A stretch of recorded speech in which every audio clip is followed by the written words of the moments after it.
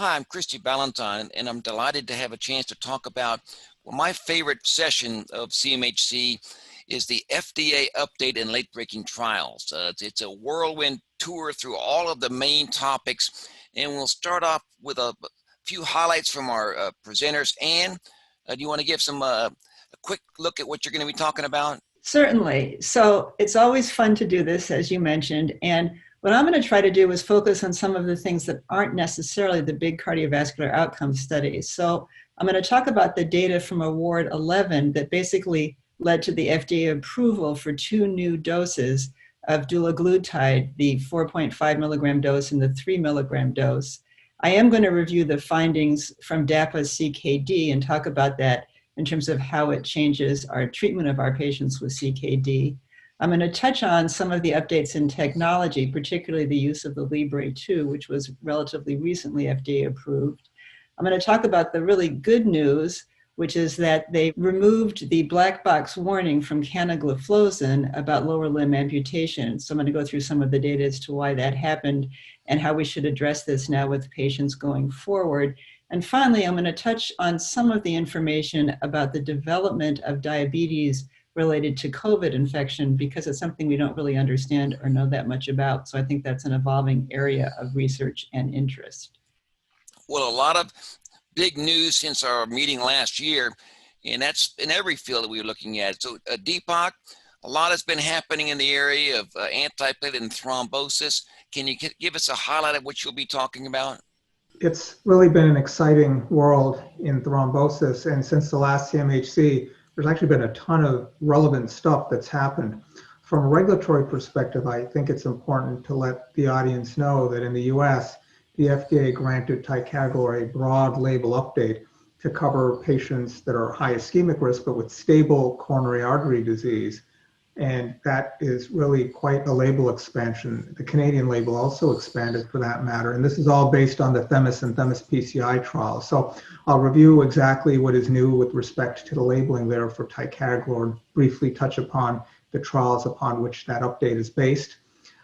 Also in the world of thrombosis, there have been a couple of additional COMPASS analyses that have come out, COMPASS being the trial of low-dose rivaroxaban with aspirin in patients with CAD and or PAD. COMPASS PCI came out looking specifically at the PCI cohort from COMPASS, and very relevant to this meeting, COMPASS Diabetes came out. So I will review those updates of what's new in the world of COMPASS in that trial. And then finally, I'm going to touch upon COVID. You have to talk about COVID. It's just such a dominant part of our lives, of healthcare. And thrombosis is a big part of COVID. Right now, we're really limited mostly to observational data, but nonetheless, trials are starting, and I'll cover some of what has happened and might be going on in the world of COVID and thrombosis. So lots of exciting stuff. Thank you, Deepak. Well, Bob, we moved to obesity, and obviously with COVID, that's really been in the news a lot, but tell us about some highlights of what you'll be covering. Well, that's one, Christy, the COVID-19 impact on patients with obesity and type 2 diabetes. And by the way, cardiometabolic disease is substantial.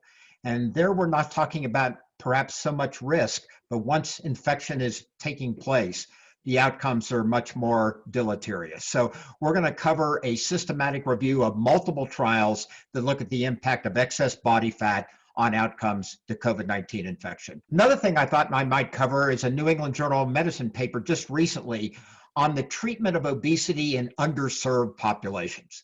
We know how ineffective that has been historically, and this is kind of a new look about how we might approach obesity as an issue in these underserved populations. Another trial I'd like to mention is the impact of weight loss occurring in early adulthood up to midlife on its effect on all-cause mortality. A major reduction is seen, and it probably relates to how early you deal with obesity as a cardiometabolic health risk. And the other thing I might turn to is mechanisms by which bariatric surgery and weight loss impact benefit in terms of the cardiometabolic risk we're considering in our patients with obesity and type 2 diabetes. So this is work that really reflects mechanisms of insulin sensitivity that impact the impact on people's risk for cardiovascular disease. So overall, I think we've got a lot to cover in obesity, and we're going to look forward to sharing these updates to the audience before us.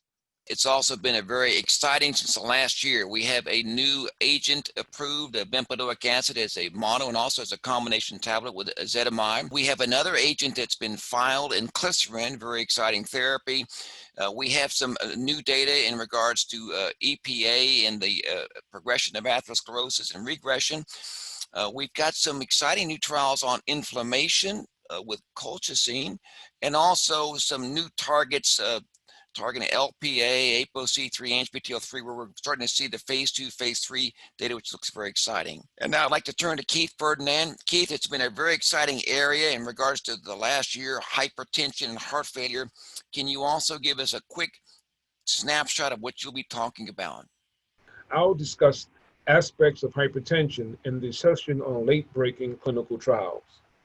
One of the things we'll discuss is whether lower is better, and some of the newer information from the MESA trial, observational, that low blood pressures seem to have less cardiovascular risk, even less than 120/80. And we'll look at a late breaker from the European Society of Cardiology that suggests, with or without atherosclerotic cardiovascular disease, blood pressure medications have a benefit even with systolics less than 120. Renal denervation is not dead, and I'll discuss some of the evidence of benefits of new approaches to renal denervations. Self-monitored blood pressure is perhaps one of the best things we can do to control our patients with hypertension, and I'll discuss some of the newer evidence on the benefits of out-of-office or self-monitored blood pressure. Finally, in persons who have COVID-19, there's been a question whether or not ACE inhibitors or ARBs may worsen this condition. And I'll look at some of the evidence that ACE inhibitors and ARBs should be continued in patients with COVID-19. Well, as you can see, there's been a tremendous amount that's occurred in the last year in all the aspects of cardiometabolic health. So be sure to join us. It's a very exciting morning for the FDA update in late-breaking trials.